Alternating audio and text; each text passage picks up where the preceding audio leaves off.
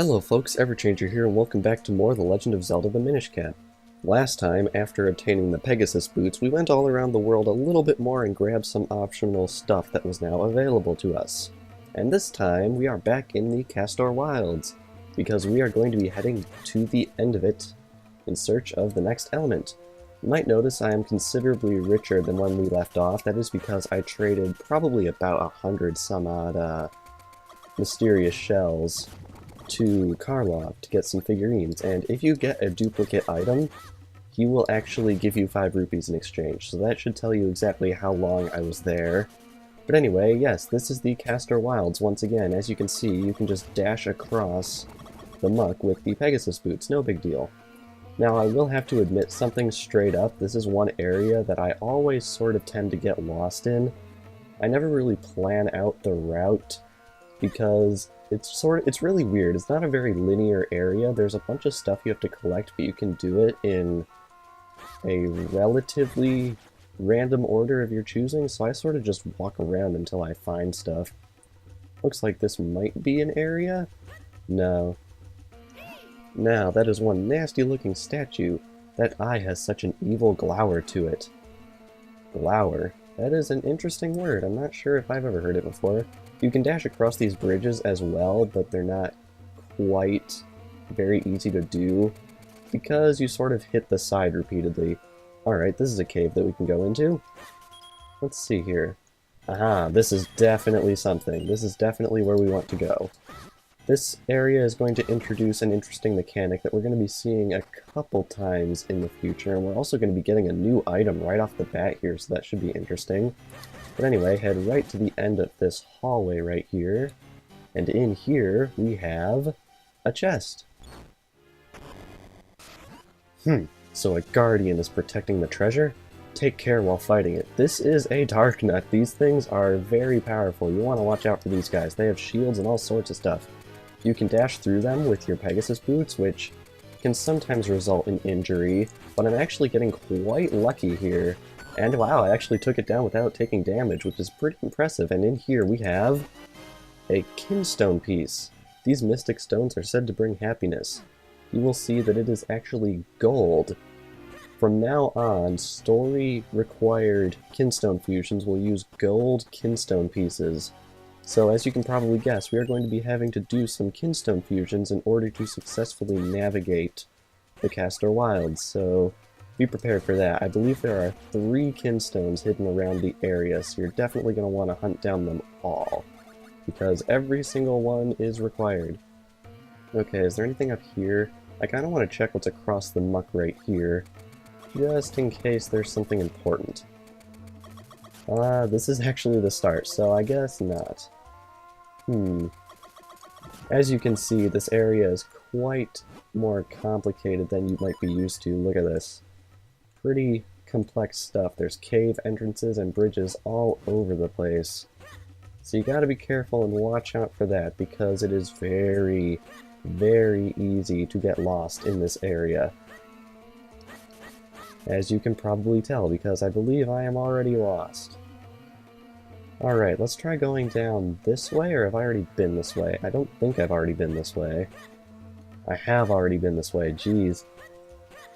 This is that one area, I can just never keep it straight. I have to apologize in advance because it's a little bit of a mess. Let's try this way.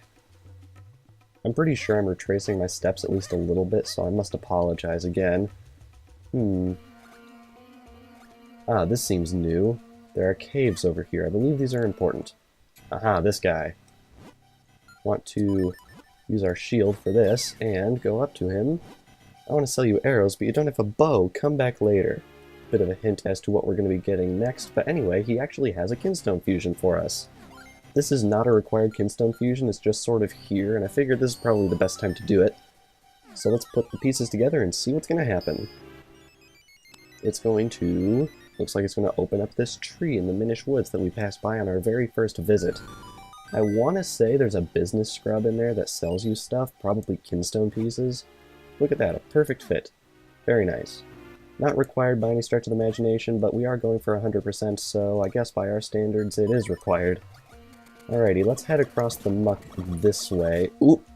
Yes, there is actual real water here, and unfortunately we are not capable of navigating it yet, so that's a bit unfortunate. But anyway, hop up here, and we actually have a bit of a Minish path that we can take. Remember this thing? We haven't seen this thing since the Deepwood Shrine. Y'all remember what you gotta do, right? You gotta pull out your gust jar and start blasting the air. I believe these things are supposed to be flowers, but I always thought they looked a bit more crystalline than flowers usually do. Kind of random, but also interesting. Head right on up here. There's a yellow one too, even. Wow. And we should be almost to the end, correct? Yes. Alright, just give it one more puff, and we are across. I believe we're going to get another item in here. Pretty intense little mini-boss fight here. Got 5 of these scatterbugs. I don't know what they're actually called. That's one thing the figurines will definitely help you with. They'll help you teach all of the enemy names. But anyway, in here we have the bow. Now you can take out enemies from afar. Yes, it starts with an ammo of 30 instead of 10, which is very nice. Now that we have that, we can head right on back through here, and now that we have the bow, there's something very interesting we can do with those mysterious statues that we've been seeing littered all over the place. I'm sure you all can guess what it is, anyone who's played Majora's Mask. I believe that's another game that those statues appeared in, although they looked very, very different, so I wouldn't fault you for not knowing exactly what they are. Alright, head right across here, and we can return to normal size. Very good. Now, this introduces something that's a little bit frustrating, and that's having to toggle a bunch of items around, because you need the Pegasus boots to navigate the area, but you also need the bow, and you need the sword. So, we might be in the menu a little bit more than you're used to, but anyway, right here, you can pull out your bow and fire. This is an Igor statue. They take several arrows to the face to defeat, and you're gonna be... ow. You're going to be seeing quite a few of these from here on out. Luckily, they will drop arrows. Store them in your quiver. Very nice. You're going to be seeing these a lot in this area, so get used to it. Alright, take out that rope right there. Ooh, rupees. Mine. And now we can use the tornadoes to navigate across this water right here. And plunk ourselves right down here in this area. Ow. Alright. Right down here, I believe there's another thing that isn't required, but since we're going for 100%, we are going to want to do this. Yes, right here we have a gravestone.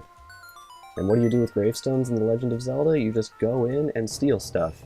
Down here you will see this guy. I'm not going to talk about him quite yet because we can't do what he wants to do. But over here we have a piece of heart, which is very nice. Collect 2 more to increase your life energy. Alrighty, now all we gotta do is collect the rest of the kinstones we're going to be needing in this area. Luckily, now that we have the bow, it's going to be much easier to navigate the world in this area. And over here we have another one of these stones. Holder of the sacred powers, we grant you the power of wind. Hey, that stone marker crumbled, and there's another of those symbols. You know, no matter how many times I see that happen, it still rattles me. Very soon we are going to be getting into what those are for, so keep that in mind. Of course, if you see any of those odd round stones, you want to push them into nearby holes to give you shortcuts.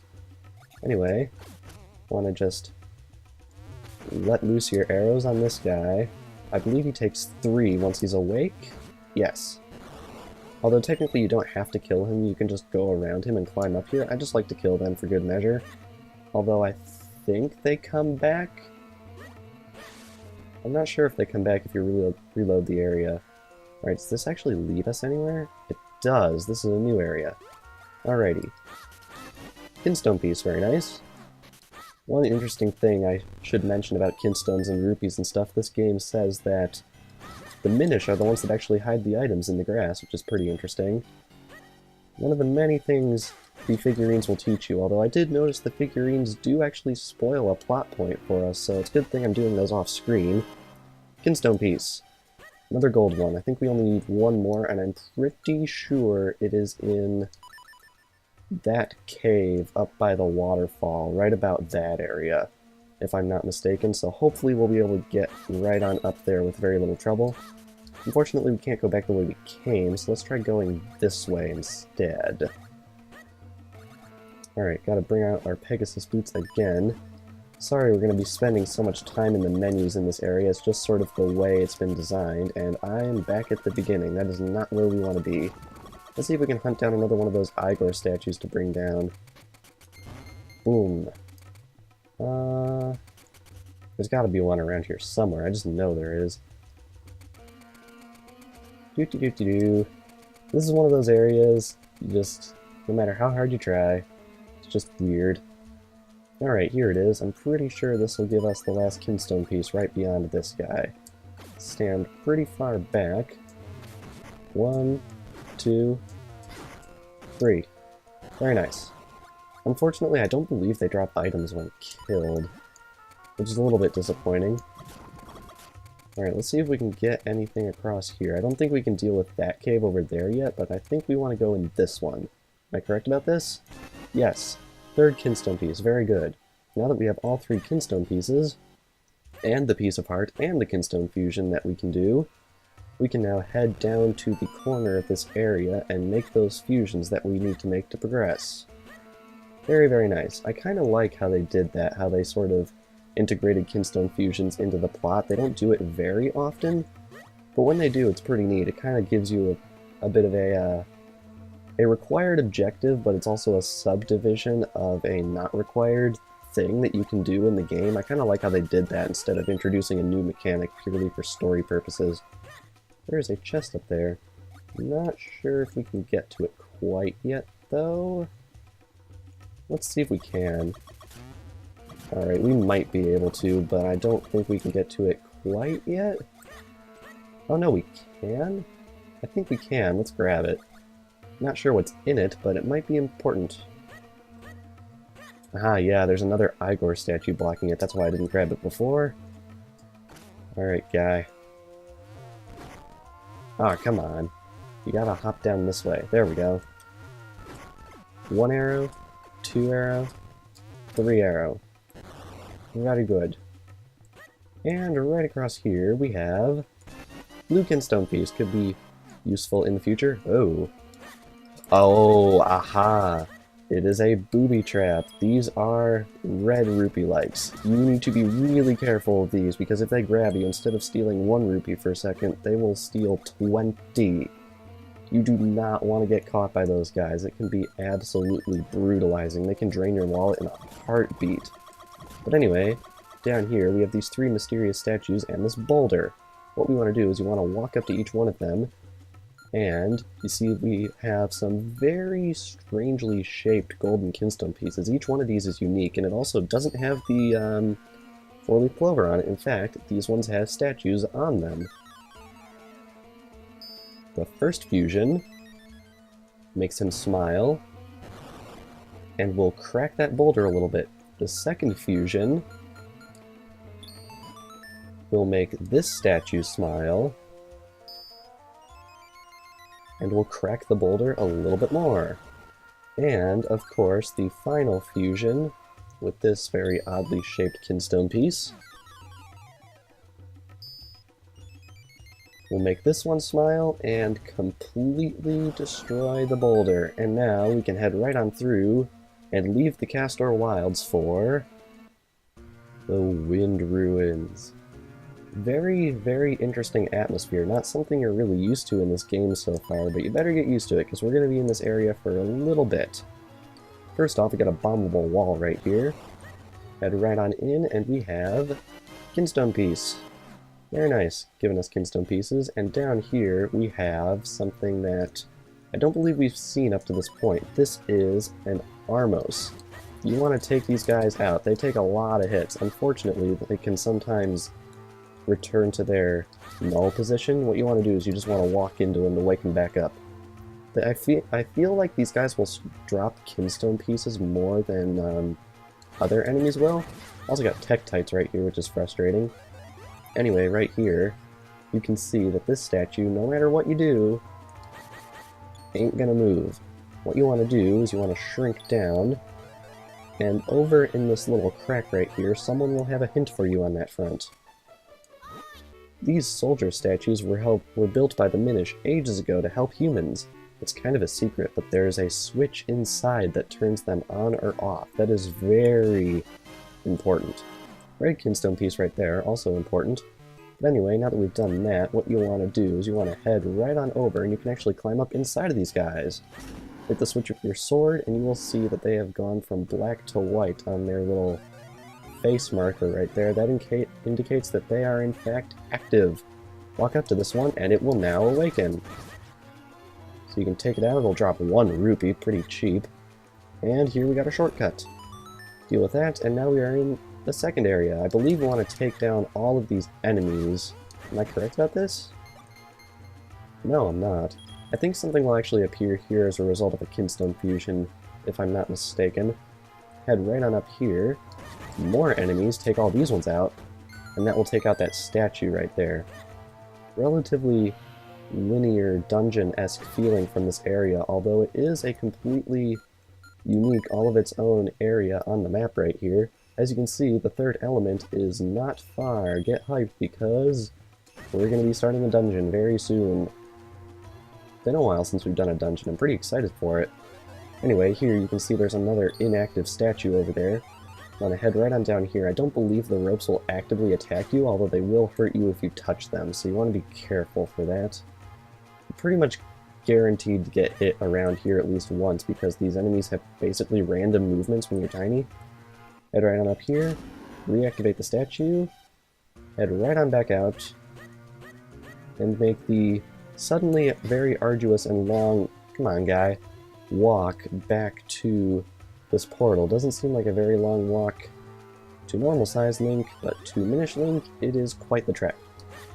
Head right on down here, get our revenge on these ropes. Why do they call the snakes ropes and the bats keys? Like, what's up with that? And now this guy will awaken. Can you fire at them? You probably can, but you kind of have to be pretty close to them to keep them from deactivating themselves. Another shortcut right there. Ooh, kinstone piece, very nice. And take out one more of these guys. Next area. This area is interesting. You see we got these 3 statues right here, and there's a 4th one over there that is also active. These ones will attack you like normal, but that other one over there, as soon as you get near, he will run right over here. So instead of turning statues on in order to progress, this time you have to head right on over to this one and, in fact, turn it off. I really like how they do that, sort of change up the puzzles a little bit. Alrighty, I believe we want to take down the rest of these guys in order to get the treasure over there. So, let's go right on ahead and do that. Oh, come on, wake up, dude. There we go. Alright, now that he is down, 1, 2, 3, and 4. Alright, now that we've taken those guys out, we can grab these 2 treasure chests, which is pretty nice. In here we have 50 mysterious shells and 50 rubies. Sweet. And now that that statue is off, we can now freely progress into this area. Although I believe there's something I might have actually forgotten. Hang on. Have I actually forgotten it? I don't believe I have. There's something else that we want to grab in this area before we head into the dungeon, but I'm not sure if I've actually bypassed it or not. We'll be getting it before the end of the episode. Don't worry. Alright, that will open those statues right there. Alright, moment of truth. Did I actually miss it? The answer is... yes, I did. Alright, let's head right on back here real quick. We actually want to shrink ourselves, yes, at this portal, and head back here a little bit. You definitely want to do this because it will allow us to get something very nice once we enter into the proper dungeon. Head right on across this area. Pretty far walk. I believe we want to go down this vine. Yes, and you can come right across this little ledge, and we have a tiny little mini cavern dungeon whatever thing. Ah, I actually got him. I don't really use the bow for combat very much. I usually use it for puzzles or enemies that require the use of the bow in order to defeat. Don't really use it otherwise. Maybe I should change up my playstyle a little bit. Anyway, heading right on through here. Another one of these bugs. Take him out. And inside we have another piece of heart. You now have 3. Collect just 1 more to increase your life energy. Alright, now that we've gotten that, I'm going to backtrack to that portal. And hopefully not die on my way there. Alrighty, now that we are back at the portal, we can head right on over here. And of course, down. And all the way around, because, you really have to turn this guy off again. Now that that rude little interruption is out of the way, we can head right on through this final corridor once again, and we arrive at the 3rd dungeon of the game. So, now that we have made it through both wilds and ruins to get here, to the site of the 3rd element, next time on The Legend of Zelda: The Minish Cap, we are going to be delving into the 3rd dungeon of the game in search of element number 3. I will see you guys next time.